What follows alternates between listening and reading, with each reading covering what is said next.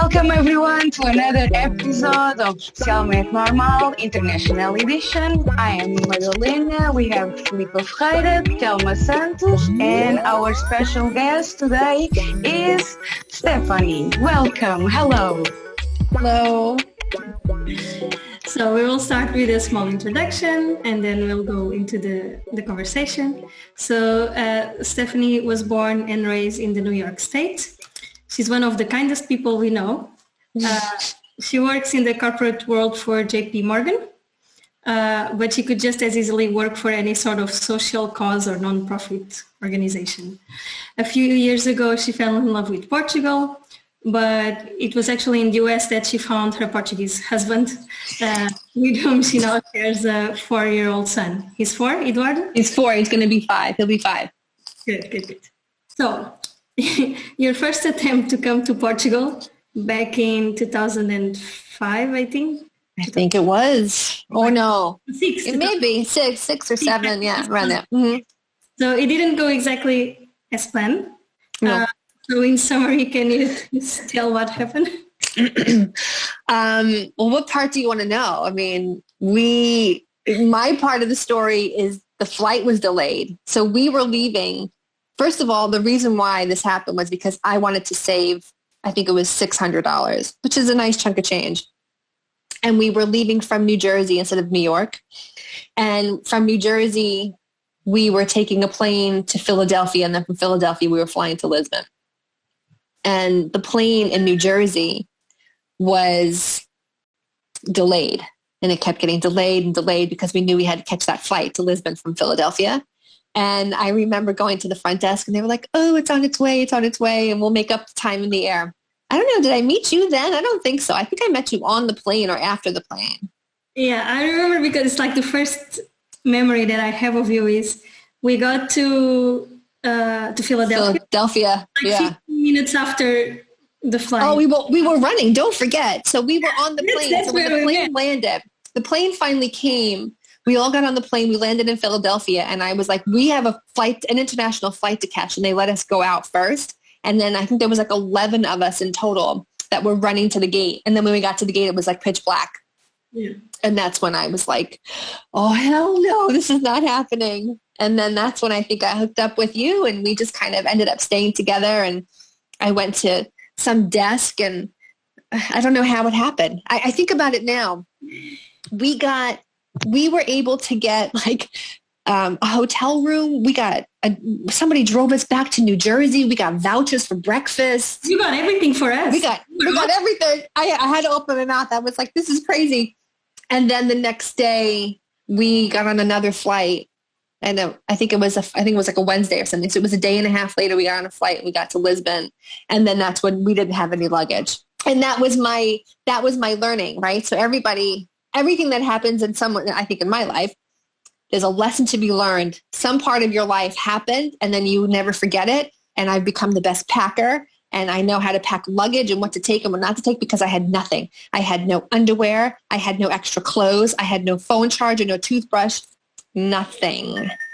And then I didn't have bags. And then that's when you guys left. We were like, no, please don't leave. Because you were in your country and we were like foreigners. We were dying anyway. Yeah, because I didn't have my bags for 2 or 3 weeks, but I was at home. So you were home. Different. Yeah. But that's the first memory that I have of you. It's all of us running to the plane. And at this point we hadn't talked at all with each other. And we were like 18 or 19, I think. You guys were young. We couldn't believe it. Yeah. And we were like, okay, like the travel part I can do, but missing a plane and knowing what rights I have, like, I don't know. I don't know. So yeah, we start, okay, let's see if anyone else is in the same situation. So we're going to stick with the people and see what they do. And so when we got to Philadelphia and we were running to the plane, that's the memory that I have is that you ran back to my friend and like you picked up her bags. Again, we had never talked at this point. I did. Picked up her bags and started running with her stuff also to help. And it like, yes. And then when you got to this desk, like, oh yeah, you could have easily just like figure out like the vouchers in the hotel, just like for you and Vicky, because you were together. But like you sorted out for all of us. It was all everybody. I had 11 people. I had 11 people free. I had a free hotel stay free breakfast and free transportation back to New Jersey for 11 people.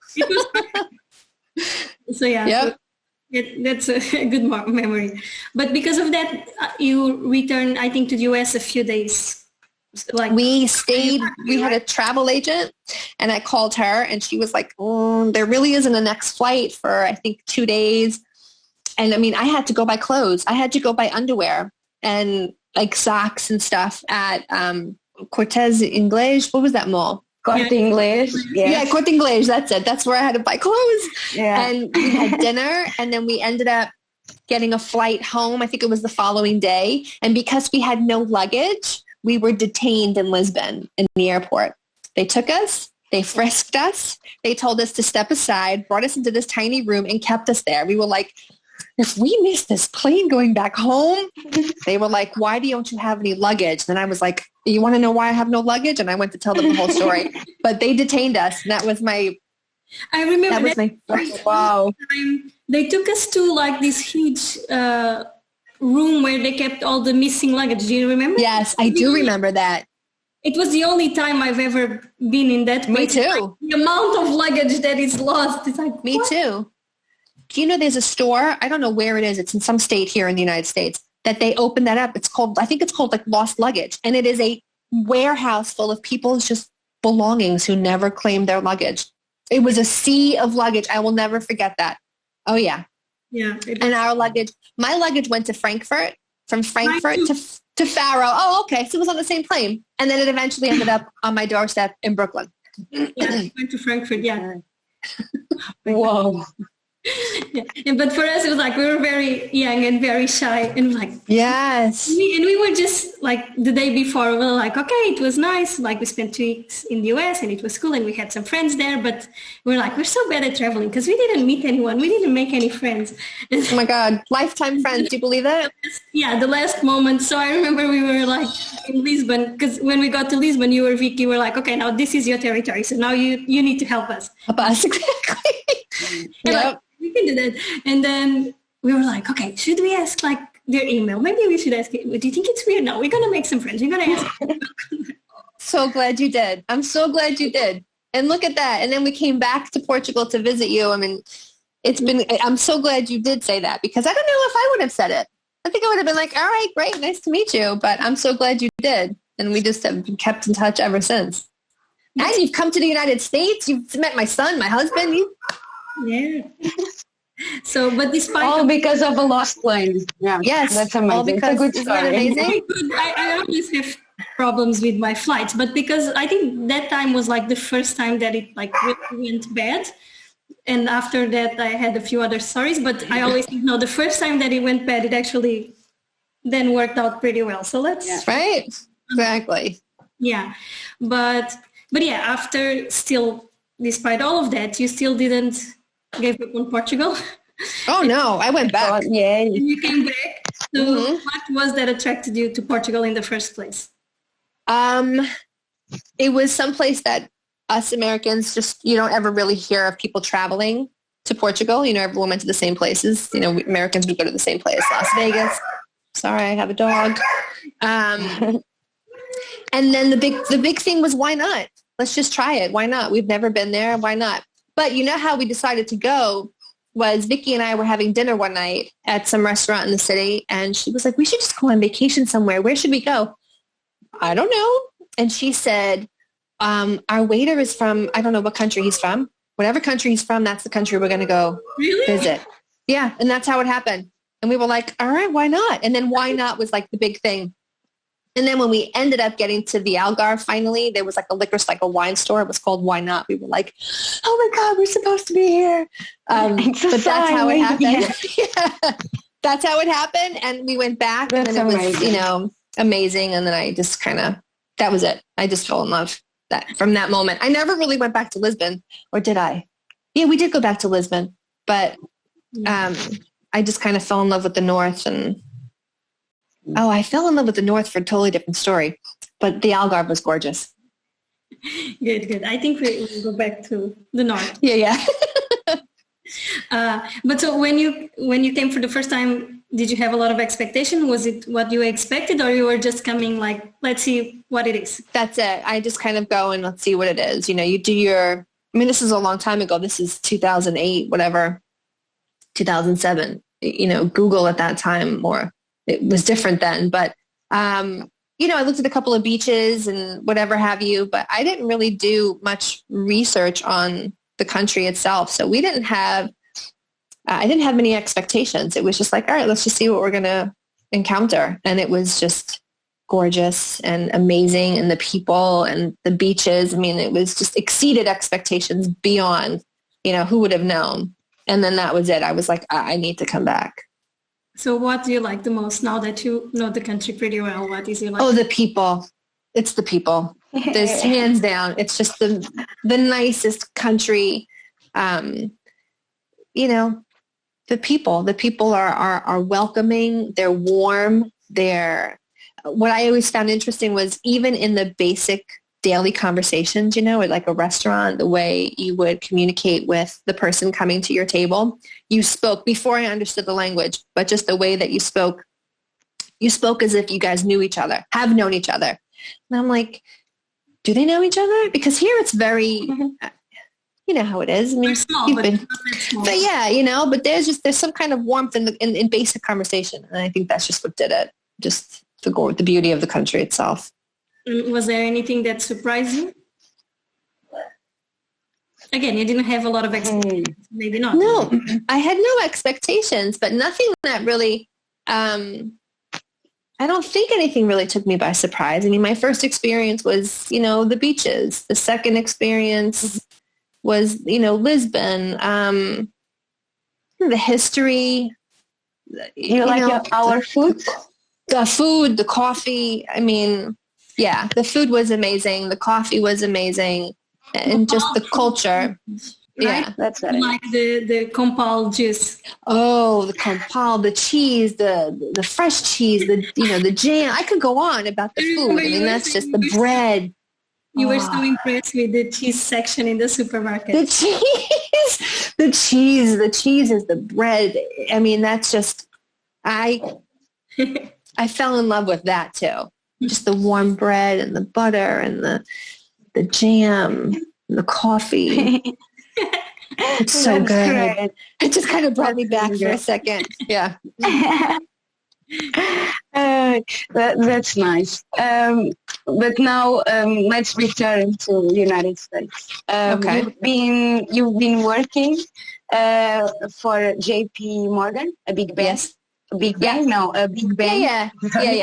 Yeah. And for the past 12 years. So what exactly do you do? Can you tell us something?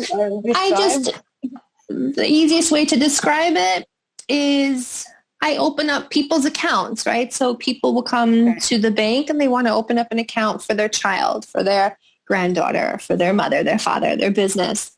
And that's really all I do. A lot of paperwork, a lot of compliance, making sure things are in good order and everything is filled out correctly and stuff like that. And was it always what you imagine yourself doing? Oh gosh, no. I went to school for literature, for 19th century British literature, and that is what I studied, and history and writing. And I wanted to be a teacher. I wanted to be a professor. I wanted to continue going to school, get my master's. But what happened was my aunt had worked in the financial industry down in Manhattan, and she said that there is a job for, you can take for the summer, and I took it, and that was it. I just kind of kept in that financial industry, but continued to go to school and to go to school for what I loved, and that was just literature. So no, it was definitely not what I wanted to do. It has given me opportunities to do things that I want to do. Yeah, that you like. Yeah, exactly. So you work in Manhattan in that type of, I always see in movies, but you actually work there in like the big streets with a lot of banks and office people and things like that. Yes. I'm gonna touch a sensitive topic. Were you already working in that financial district on 9/11? I was. And what do you recall about that? So my story was, there's a test that you can take. It's called the Series 7. It's a specific financial test that you take to specifically speak with clients to take financial and sensitive information. And I was scheduled to take this test. And while I was at the job I was at, I was also interviewing for another position, another job at a different bank. And that interview was at 1:00 in the afternoon at Bank of America in downtown Manhattan. So my test was in the morning. And then from the test area, I was going to drive to Manhattan and have my interview on the 80th floor of Bank of America. And while I was taking my test, you have 3 hours. You have a 6-hour test, and 3 hours into the test, once you're done with one section, you can take a break and then go back. So I left the test area because I finished the first section and I began studying. And as I went into the parking lot, didn't have my radio on or anything. I walked back into the test center, prepared to take my second part. And there was a van, and the van had its doors open, and there was somebody listening to it. And all I heard was that the Brooklyn Bridge was closed. And my first reaction was, I have to drive into Manhattan. What's the problem? I don't believe it. I have an interview. And the man in the van goes, are you not aware of what's happening? I said, what's going on? I have to go. And he said, someone's attacking us. And then I listened to, I don't know if it was Tom Brokaw, the first tower. I listened to him describe the first tower. I get choked up. And I picked up my brother. My mom called me and we were like under attack. And I had to pick up my brother, and I picked up my brother. And as I'm picking him up from school, there were people in like military uniforms coming in to get their kids. I drove back to my parents' house. And that day, my aunt, who had gotten me the job, she was down there, and she got out, thank God. And by the time she arrived at my house, she was just, covered in that soot, that dust, and her shoes. I'll never forget her shoes. And she just sat outside. And then from my parents' house, you could see the smoke and you could smell it. So, it sounds unreal. Yeah, it's surreal. To this day, it's surreal after all these years.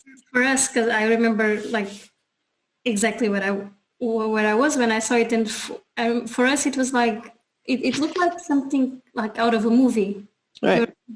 Like a trailer or something, or like, so yeah. It was nearby. It's crazy to imagine. Yeah. How was going back to normal after that? There was no normal. I ended up getting that job with Bank of America, and I started, so this happened in September. So in January, I started the January after it happened, and they had moved to a new building in Midtown.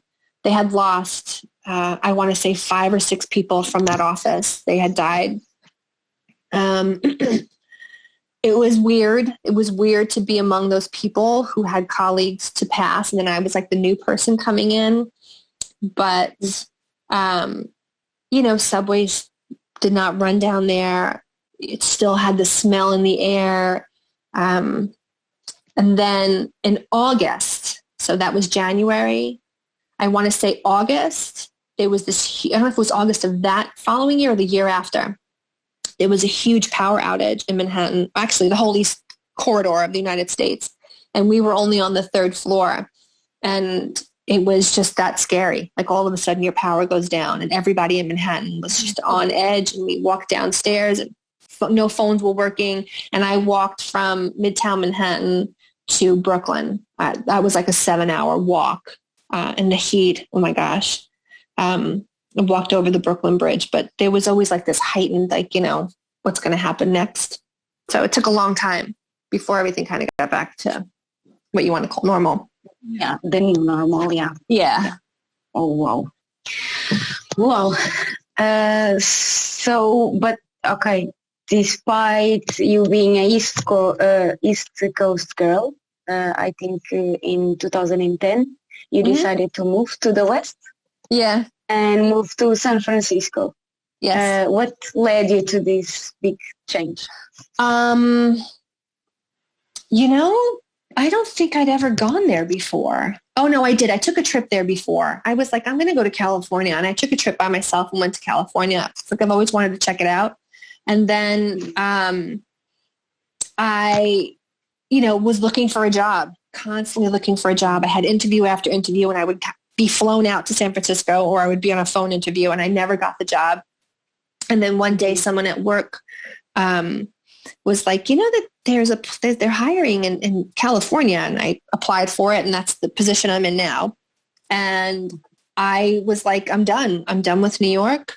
And I picked up. I had no friends over there, no family. I didn't know anybody. I knew one person who I vaguely knew, but asked her, I said, can you do me a favor? I need to find an apartment. And she went to an apartment for me, took a couple of pictures, sent them. And I sent this woman a check for like $3,500, like over $3,000. And I said, okay, I'm going to live there. And I got off the plane with a suitcase and a box. And I moved into this new apartment that I had nothing, no furniture. I slept on the floor that night. And then my blow-up mattress came. Yeah. My blow-up mattress came the next day. I just felt like I needed to change. I needed to get out of New York. And if I didn't do it now, I'd never do it. So I did. Okay. Beautiful place. That's nice. Yeah, it was a big change, but it worked for the better. So. Oh, totally. I think. And how it's different from life in New York? What are the differences? Well, the weather is perfect all year round. The weather is spring into fall all year round. It's just beautiful. The sun is always beautiful. It smells good. There's mountains, there's wildlife, there's wild horses, there's this, the Pacific Ocean as opposed to the Atlantic Ocean, palm trees, hiking, just the mountains alone, I think, is what's amazing. But the city itself is like Manhattan. It's a city. There's a financial district and all sorts of different places, and but on a smaller scale, not as busy. There's a little bit more community for a big city, which is pretty rare. But there's always going to be differences, and then there's always going to be these things that I fell in love with, and it's just. The people, it's just a different pace. It's a slower pace, a little bit more laid back. And they are more, when it comes to food, there's just a lot more of a healthier option there. Yeah. Yeah, that's nice. And because it was supposed to be temporary, right? But you stayed there. I stayed. I did. I stayed, and I was there for 4 years, almost to the day. To the day I moved, to the day I came back. It was almost to the day, 4 years later. Yeah, I came back, and I said, I think I need to be back with my family. I missed my family. That was what brought me back here. But if I had family, or if I had met somebody in California, I would have stayed because I loved it there. I never played so much soccer in my life. So I've been playing since I'm 7. I played from the age of 7 to 40. I played soccer. Wow. Okay. Yeah. That's nice. What is the best and worst part of living in New York City? Before the pandemic. Before the pandemic, the best part, is I could leave work and my girlfriends and I could say, do you want to go to a Broadway show? All right, let's go get tickets. Do you want to go for dinner? Sure. Where do you want to go? What should we eat? Should we eat Ethiopian? Should we eat Italian? Should we eat Greek? Should we eat, Indian? Should we eat Peruvian? It's at your fingertips. Those are the best parts. Central Park, the walking. Just the fast pace. There's so much, I should say. I guess just the availability of different cultures and the fact that we have Broadway and there's so much entertainment. The worst part, I think the subways. I think the subways are just horrible. And the level of humidity in the summer. because of all those tall buildings, there is no escape. It just hangs on you. That I think is the worst. Yeah. Oh, wow. Okay. Yeah. But the subways, like, there are a lot of people, or is the condition? Yes. Okay. It's a lot of people. And the subway system itself is over 100 years old. So it's in need of some upgrades, but it's a lot of people. And then if there's a delay, then you literally are shoved onto a subway. And then, people like to touch when they shouldn't be touching when you're that close. It's horrible. But yes, that's what happens sometimes. And the smell, I mean, you're stuck in this car. It's horrible. Yeah, but driving in New York should be difficult also. What is the best way to walk? I drive. When I have to go to Manhattan now, I drive. It's just so much easier. The parking is the most difficult. You'll get a ticket if you don't park in the right place. But if you're not used to driving it, then yes, it's, there's no blinkers. People just, I need to turn left. I'm in the right lane. I need to turn, and they just do it. So the risk of an accident is very high, but it's not that bad. I remember when I used to take the bus from Boston to New York, it took me almost as much time to leave Manhattan than to get to Boston. Exactly. At some point you decided to take a leave of absence. Yes. And to Portugal for a few months to become a volunteer. Yes. Sounds great. Can you tell us about the decision and the overall experience? So that was the best decision of my life to this day. The best, probably the best moments of my life were there. I mean, and I have a beautiful, child and husband, and that's wonderful, but on a different level. I had volunteered with Habitat for Humanity before, and I had met the coordinator, and he and I have been friends ever since. I've been friends with him since 2009. He allowed me to do this. He said, sure, we could do it. And he helped me with the logistics of figuring out how I would work with him every day, the teams I would meet. And then I, got like an Airbnb, and then I ended up living with a friend of a friend. And I had to write a formal letter to my employee and ask for the time off. And I had to present the reasons why, and, told them it was for Habitat for Humanity. I ended up raising $5,000 for Habitat in Portugal. And, I arrived, and I was there for 3 months. I lived, like I said, the Airbnb by myself for a couple of weeks. And then I lived with Paula in Rio Tinto, and I lived with her there. And then I lived back in Braga for the remaining of it with my friend Abilio at his parents' house. And I met people from all over the world.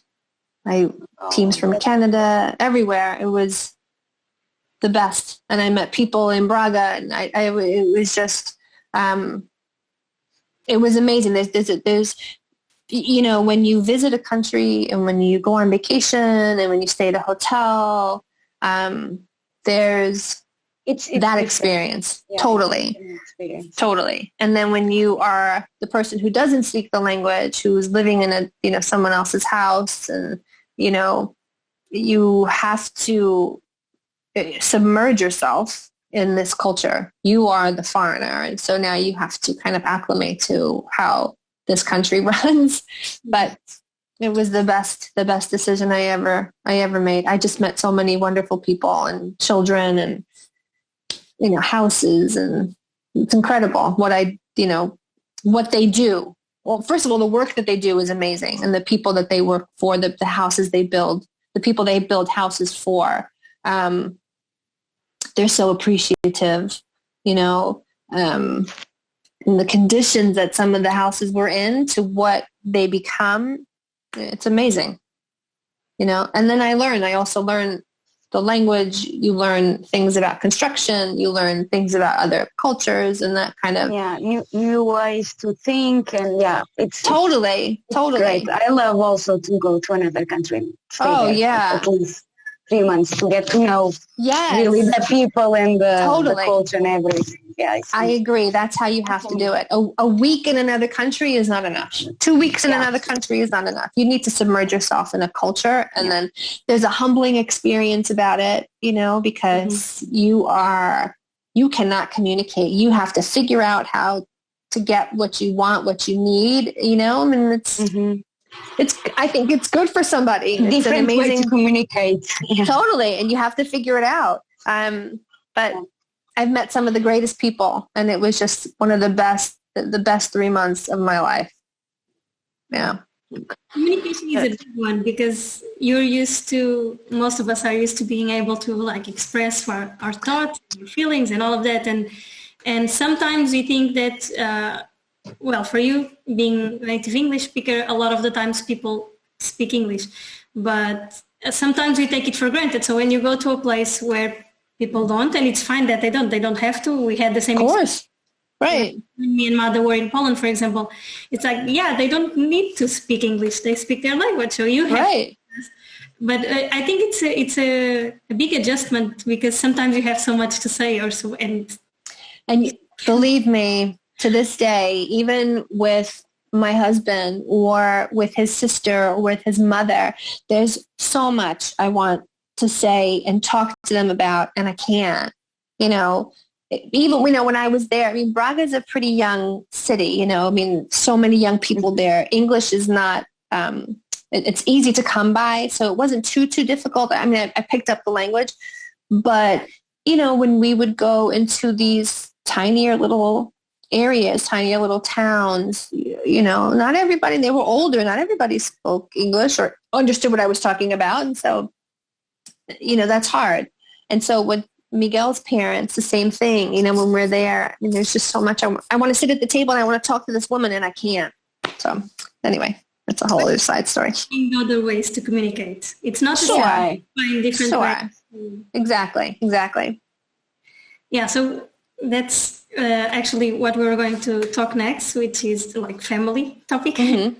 So once you return to the US, you actually end up marrying a Portuguese guy. I did. But you met there in US? In the US? No. We met here in the United States. Yes, we did. Okay. Yeah. Sorry. Yeah. And you have a son, Eduardo. So how is it to be part of a bicultural family? Obviously, I love it. I mean, it's just, first of all, to fall in love with a country and a people and a culture, and then all of a sudden to be married into it. There's a pride in that. Like I'm almost proud of it because I have been there so much. And I don't know if that's the right way to put it, but I love it. I love the fact that my son understands the language. I love the fact that he, at some point when this pandemic is over, he will go to the Portuguese club and be part of the cultural, the dance and the folklore and the language and all that. And he'll have, other kids that he'll meet there. And, just the holidays, how holidays are spent, the food that's maybe cooked, how it's different. As similar as we are, there's a difference. And I always welcome it, and I love to hear it. And then one of the things I love the most is that when Miguel speaks to his friends mostly his friends, because his family know me, and he likes to do it on FaceTime. And he'll like say, oh, that's, my wife in Portuguese. And then the person he's talking to says something. And then I respond. And he's like, whoa, I forgot to tell you. She understands what you're saying. So it's like it's like a secret weapon. Nobody knows I understand what you're saying because I'll be like, I don't speak it, but I understand you. That's good. And is there any cultural shock sometimes? Even like raising a child, sometimes even parents from the same culture have different opinions. So does that come also sometimes? Yes. Yes. And yes. Miguel was brought up on the Rio Cavado. That's where he's from. Rio Cavado in, help me out. Not Braga. Anyway, he's over there. So he grew up on this farm, and that's a totally different culture. Where before he went to school, he was awoken and he was told to help out with, the livestock, and then he would go to school.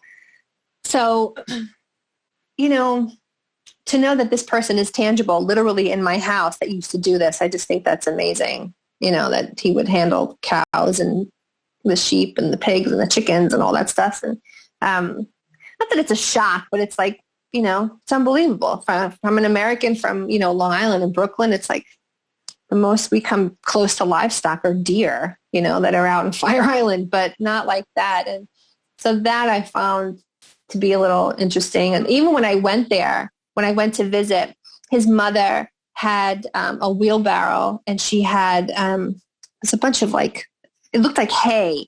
And then she put it out on a piece of tarp, and then she began banging this tarp. And I'm like, what is she doing? And she was banging the beans out of whatever it was. I was just like, this is unbelievable that she still does that, and the houses that we would build back in the day, when I was in Portugal, the animals were kept under the house. And then I was like, what? And then you learn why. There's just so many things that I would learn about the culture now in the century of the 2000s. They still, but that's the small-minded stuff that Americans don't realize. That's the entitlements that we have. This is crazy. So those are the shocking things that I always kind of found. But now it's yeah, okay. So you've got 2 pigs in your house and a sheep, and it's no big deal. And to me, that's normal. And believe me, if I could, I would have animals. I would rather live off my land and my animals than have to buy what I have to buy here. Your son has autism, and you are very willing to speak on the topic, which we appreciate because we like to learn about different topics here. Yeah. What can you share about this journey? What have you learned so far? So it was always a fear when I was pregnant, because they said sometimes the older you are, there's a more chance, right? And then they still don't know anything about it. They know a lot about it, but they don't know what triggers it. The whole vaccine thing is a crock of duty because it's just not true. Environmental surroundings, it could be hereditary. And it was just something I always feared. And he was born and he was, totally fine. And then after a few months, when he was starting to stand in his crib, he would just kind of flap his hands. And I would tell my mom, I think he has autism. He doesn't have autism. He's fine. He's fine. He's fine. And then as he got older, he wasn't speaking. He wasn't, nothing, no words whatsoever. The communication, I ended up teaching him sign language because he would become so frustrated and he would clench up. And then he wasn't running, he wasn't walking, he wasn't jumping. There were just so many things that he wasn't getting into. And then we actually got his hearing checked because we weren't sure if he was deaf. Obviously his hearing was fine. And then he was about 1.5 years. I said, I need to get him evaluated by a professional, actually a psychologist and a psychiatrist, not a psychologist, not sure which one, does the evaluation.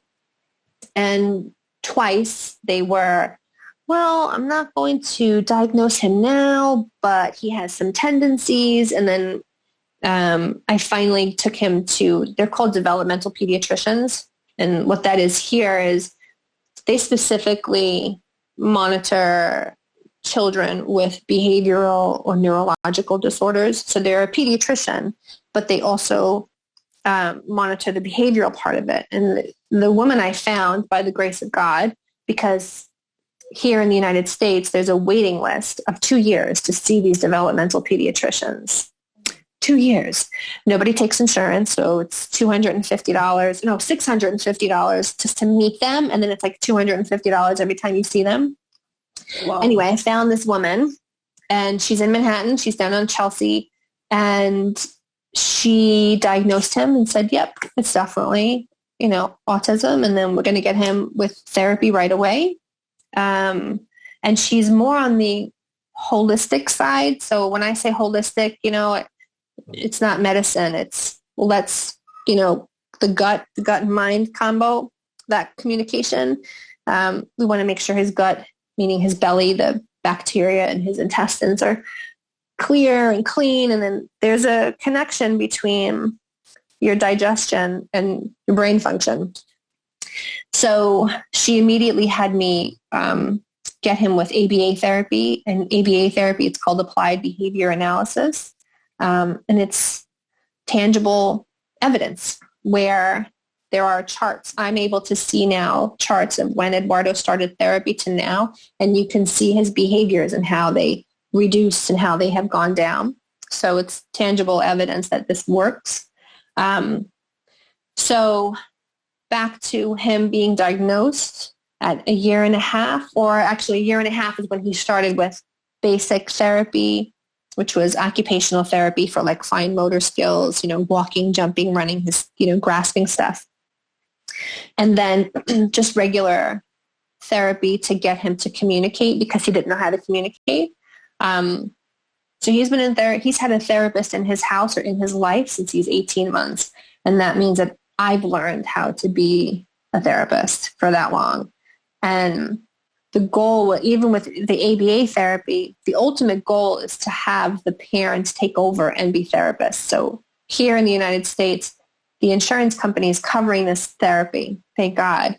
But after a certain amount of time, the amount of therapy, it slowly reduces, and then the onus goes on the parents.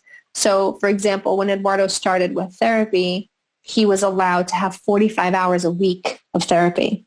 That's a lot. And now he's down to, I think, 18, right?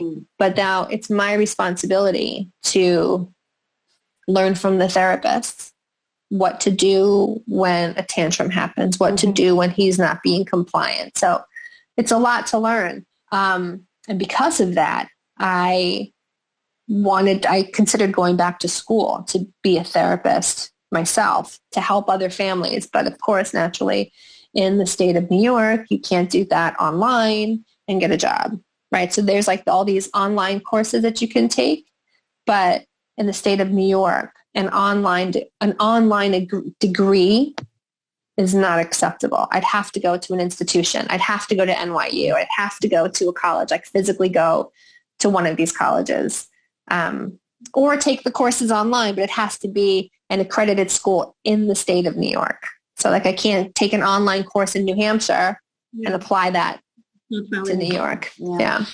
But I've learned quite a bit, and I'm still learning. And it was hard, but in the beginning it was the toughest. Very empowering, because at least you are learning also how to help him and how. Oh, totally. Right? Yeah, totally. I mean, in the beginning, here's this child that couldn't communicate, and these therapists were forcing him to do stuff, and he would scream and cry, and I would have to sit in another room and listen to it. And, there's your child screaming and crying, and it kills you. Horrible. But what they're doing is they're actually shifting his behavior. They are teaching him that just because you're crying, you're not going to get what you need to follow. It's really amazing, and how they just kind of start to conform and morph into what what the therapist needs, he does. And especially if you see the progress, I think that's also very motivating. It's amazing. What breaks my heart is to know that, along the way, I try to be supportive for other parents that might have it, or other parents that question if their child has it. And with autism, it's a spectrum. They call it a spectrum for a reason, because there's one end and then there's another end. And then, depending on the severity of how the child or the individual is, depends on their therapy. But at 18 months, when I was like, he's not, he's not responding to when I call his name. There's like, I questioned it, and my mother was like, no, he's fine. But I kind of went with that gut. And I said, no, I'm going to follow through with this. And my pediatrician supported me. And she was like, let's get you with early intervention. What kills me is the parents who are in denial, who do say, no, he's fine. This is just a phase. He'll get over it. They'll do it on his own time. And then the child is 5 years old and they have no therapy, So I think about, I do consider myself lucky. I consider myself extremely blessed that I listened to myself, because I don't know what he would have been like if I didn't. And that you were paying attention from the start. You were right. There's no shame. There's no shame in it at all. I mean, he's, you've met him, but you met him a long time ago. But even now, he's come. Maybe one. He was probably one. Yeah, he was a baby, but he only started speaking a year and a half ago. He didn't speak. So there was no communication with him. He would smile and he would point. So he's come really a long way in the last couple of years. But for those that don't want to admit or question or think that something might be wrong, they're doing a disservice to the child. But, therapy is key. I can't stress that enough. Therapy is just amazing. And there's one of the girls are here, and she's wonderful, and he has so much fun with her. It's great. And it's much easier in anything to learn when you're little than... Of course. Of course. And that's why I think it helps as well, because he's been getting it for so long. This is not unusual for a stranger to come into the house. Whereas if he was 5 years old, a stranger, it just wouldn't be, I don't think he would have received it as well. But now it's just a norm, for someone to come to the house on a Saturday for 3 hours. Good. And I'm able to do this without distraction. So like you were already mentioned that you like to keep Eduardo in touch with the Portuguese culture, even if you're there with the Portuguese club and all of that. Do you guys ever consider moving to Portugal? Yeah, of course. We want to build a house there, actually, because every time we go, we have to stay in a hotel, and it's a lot of money. So we want to build a house. Miguel will be retiring, I don't know when. The age of retirement here is 65. It's a long way to go. But, before that, and especially if I can continue to work from home remotely, then I can go anywhere in the world and work. But, moving there, I don't know yet. I mean, I would love to if my family could come with me, a holiday house or something. Yeah. But yeah, so absolutely. I mean, if we were supposed to go over Easter, last Easter, we were supposed to go to Portugal, but because of the pandemic, and now this year, of course. And so we don't know when we're going to get back there. But yeah, we want to absolutely have something there so we can just kind of go. It's not that far.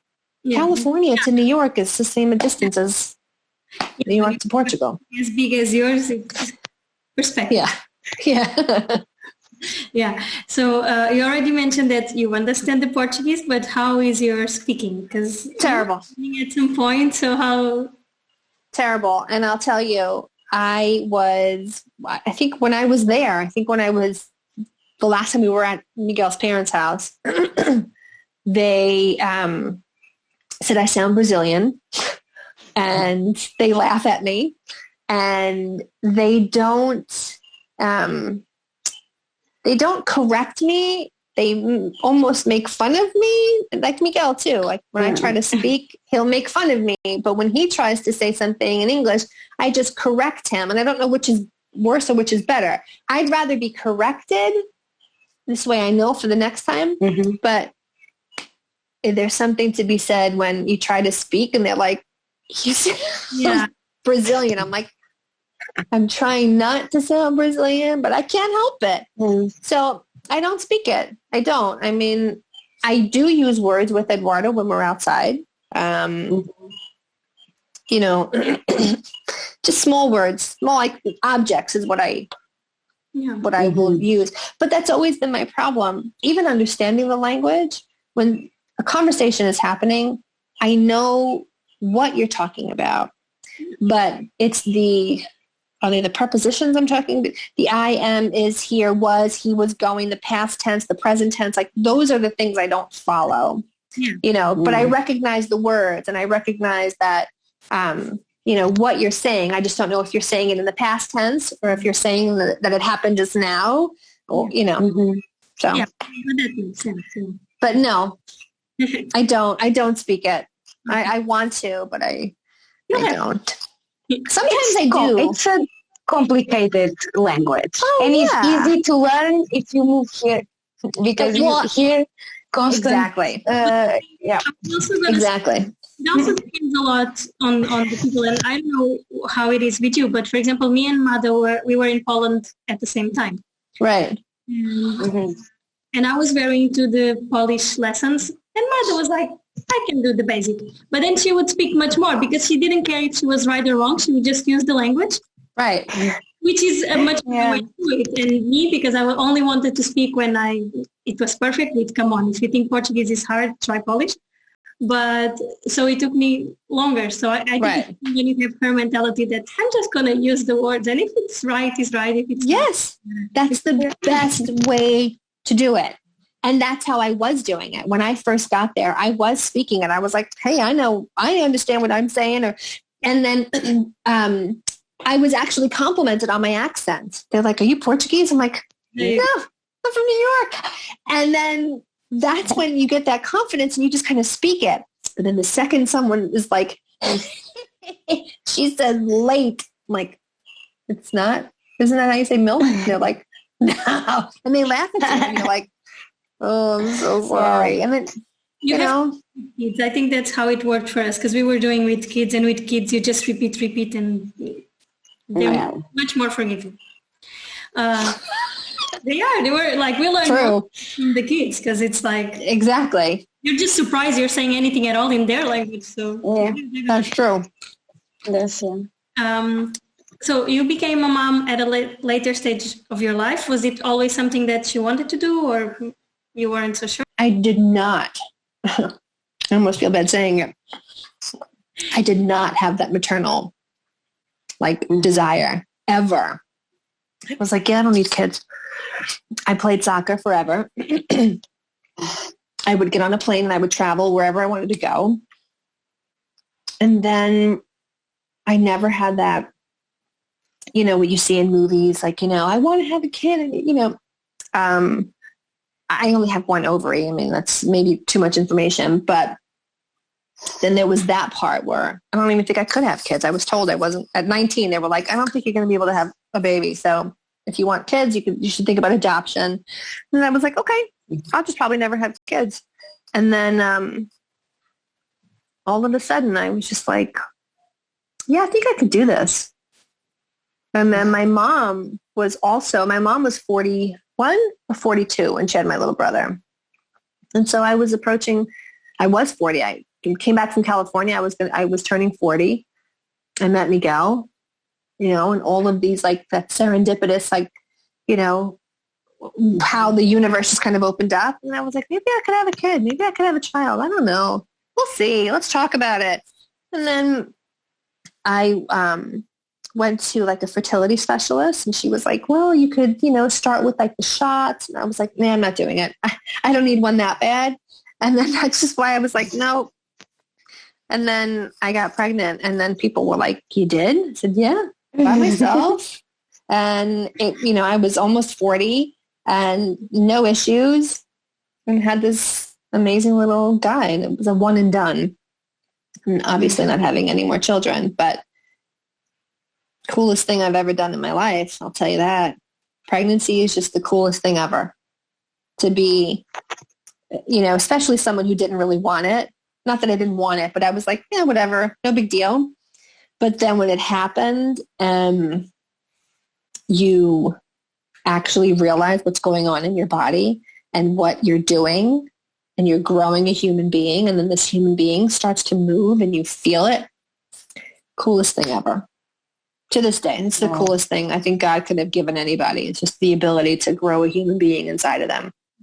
And then when there's a book, what's growing, what organs are growing. I mean, I still look at his ears to this day.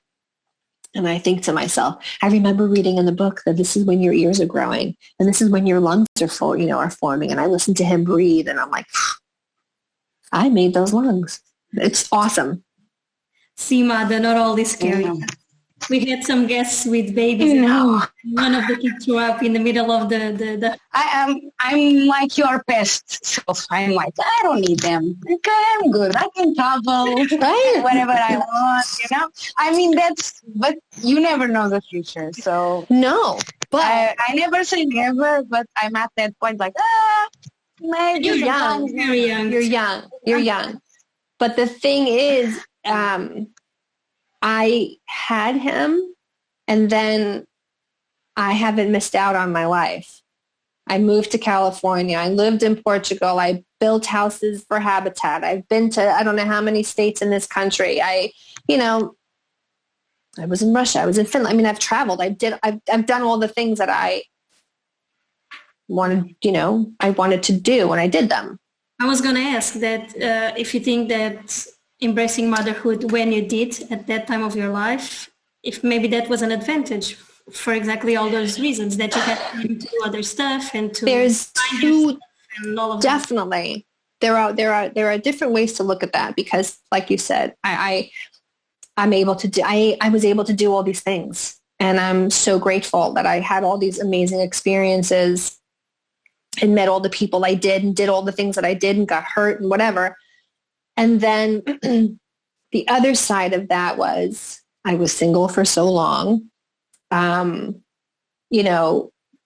You become independent. You're always independent, but there's, you're used to a certain way. And then all of a sudden, this vessel that all you care about is this vessel and you can take this and put it any place you want to in the world, all of a sudden this vessel becomes the most important piece of someone else's life.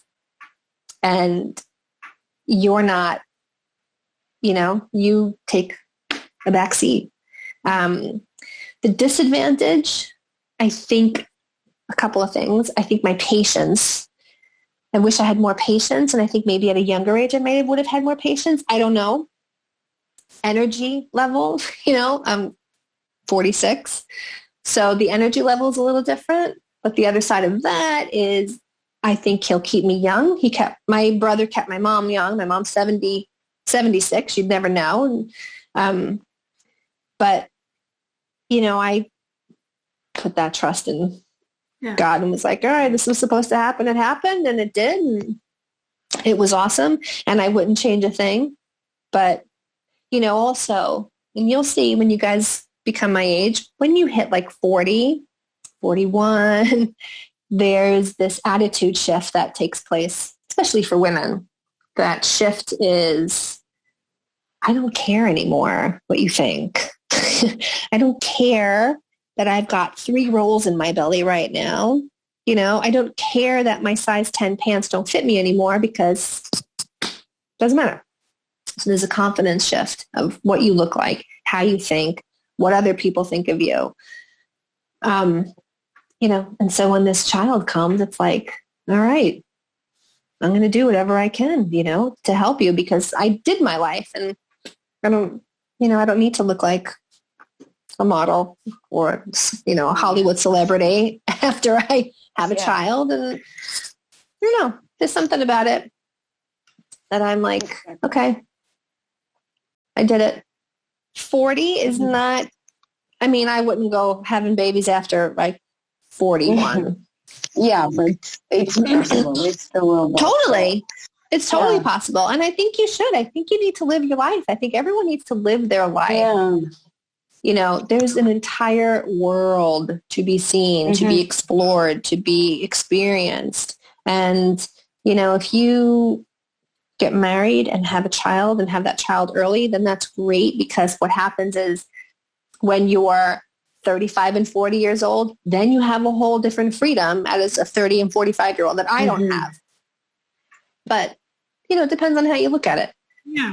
Physically, the possibility is there. You don't have to be 28, 32 to have a child anymore. You could be 42 and have a child and be totally fine. Yeah. I agree. We, as you said in the beginning, you studied English literature, Yes. and also creative writing. Writing. Yes. You still write? I know. And I just found a book. I just put my book away. I had a book that I wrote for a couple of years. I would write stuff when I was on the subway and some interesting poetry. I don't write, but I do enjoy reading, and I do enjoy the classical books. And my dream is I do want to write a book. Oh, I absolutely want to write a book, because there's so many things, like, you know, I'm not the most interesting person, but I mean, I've done some pretty cool things. I've met some pretty interesting people, and, you know, I don't know, I think it would be kind of cool to put it back, you know, put it in a book somewhere and tell people that, shit, anything is possible. You can do whatever you want. Good. Yeah. And it's also great for you. It's like if your dream, just write and do it. And it's therapeutic. Probably feels good to just kind of get all that out. Yeah. But exactly. Sure. Yeah. I think it's very therapeutic. Yeah. Your Mother, you can go for the next one because we already answered. Okay. What is the one personality trait that instantly wins you over in a person? That's tough, because there's not just, I think there is two. Okay. We accept that. Yeah. Okay. I think someone needs to have a sense of humor, because I have a sense of humor. I find humor in a lot. I am sarcastic. And I think you need to be able to be light and find humor in as much as you can. And the other part is just the compassion. Someone else who has compassion for humanity, like our friend here. I'm talking about you. I just think that is the highest trait that someone could have, is to have compassion. So that does it for me. You can be kind. You can definitely, everyone's nice in their certain way, but when you have compassion, like Felipe does, it's totally different. It's a completely different thing. Yeah. Yeah. So, yeah, I agree. So, I think, as you know, because you understand Portuguese very well, our podcast, it's called Especialmente Normal, that can translate for something like especially normal. Especially normal, yeah. Yeah, something like that, right? So my question is, what do you consider especially normal? What is for you special? I mean, I don't think I fit that mold, but and I think I've said this to Filipa many times. You know, I'm like her biggest fan. I mean, she's it. That's just how I feel. Like, she is, and I know this is probably not what I'm supposed to be talking about, but to me, she's just the most amazing person. She is sitting in front of me, and my friend, a totally normal person, right? Someone I can just talk to. But this spark, this like fire that's in her to light the whole world, and to hug the world, and to feed the world, and to clothe the world, and to put shelter over the world, and to pull people together from different countries. That, I mean, she's got this unbelievable talent and heart that only someone like Mother Teresa had. But yet, she's just the coolest, most normal chick I've ever met. So I think she embraces... Especially. Yes, exactly. She embraces that, what, if you want to call it a word or whatever. Yeah. I totally agree with you also. Okay. I'm sure you and I are not the only ones. But yes, she is. Yeah, she sure. is it. Mm-hmm. Yeah. Very special. Thank you. And I feel the same about you. You're like one of our guests, because that's funny. That's so funny. I'm like, okay, whatever. I've done my thing. You know, I That's, mean, that's the same that I think that's also why it's so special. And even like from everyone that we invited for this project so far is that everyone is like, me? But why me? right. But I think that's actually part of what makes them special is that everyone is doing their own thing. They're not necessarily aware of the impact they have on the people around them, but clearly they do because Obviously. we use them. So I think Right. it's also part of it. But yeah, I think everyone pretty much the same reaction, which was, Right. I'll speak with you, but why me? Yeah. Exactly. Okay. Good. So we do have a last question, and this one is the one that you already know because we told you in advance. And that is, what is the question that no one ever asks you and you wish someone would?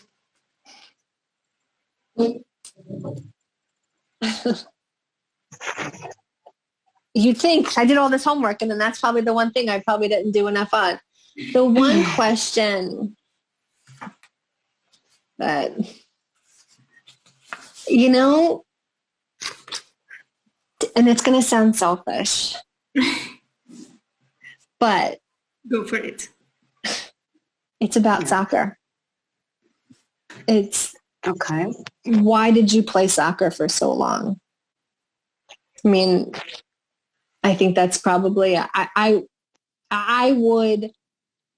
could talk about soccer like the Portuguese talk about soccer after a big match, right? Like you think they were carrying, like they're curing cancer. You know, like this is like two world leaders are meeting on the podium, and it was literally Benfica and Braga that played. Okay, but I could talk like that, and I could talk about how I love the game, and I wish people would ask me about, you know, why did you love soccer? Why did you play soccer so much? Why did you play it for so long?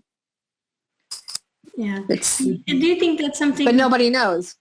Because I'm saying this because I played basket for forever and Mother played basket for a long time too.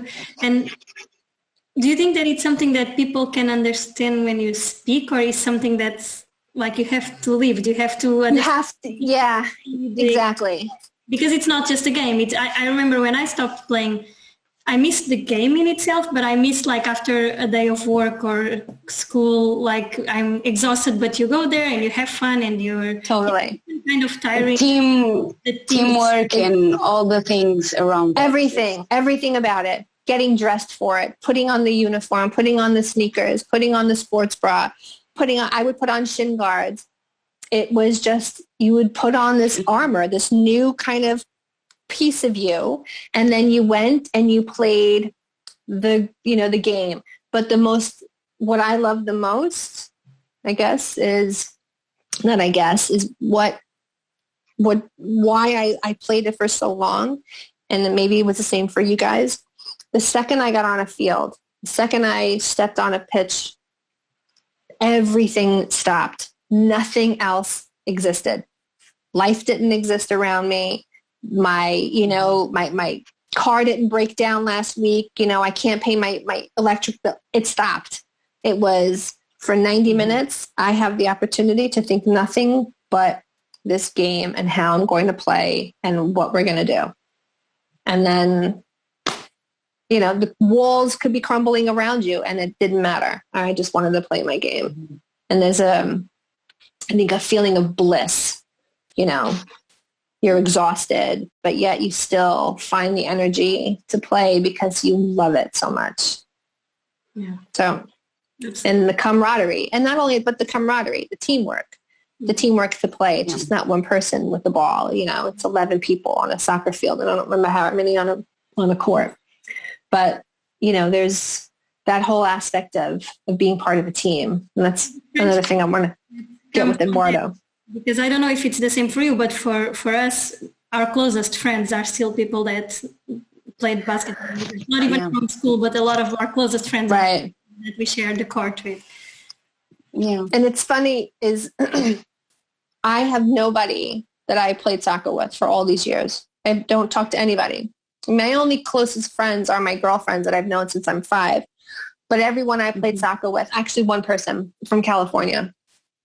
You know, I played, like I said, I would just drive by a field and I'd say, can I jump in? Yeah, okay. Complete strangers. That's the other thing. It's that it's, even with basketball, it's like a common language. Well, it's a good way to make friends, but you don't have to speak the language. It's a game, right? You can literally just get on the court and hop on it, okay, am I offense, defense? You're going to be defense. Okay. And that's it. You don't have to say another word. You know what to do. It doesn't matter which language they're speaking. And so that's was the other thing, and I had confidence. I was good.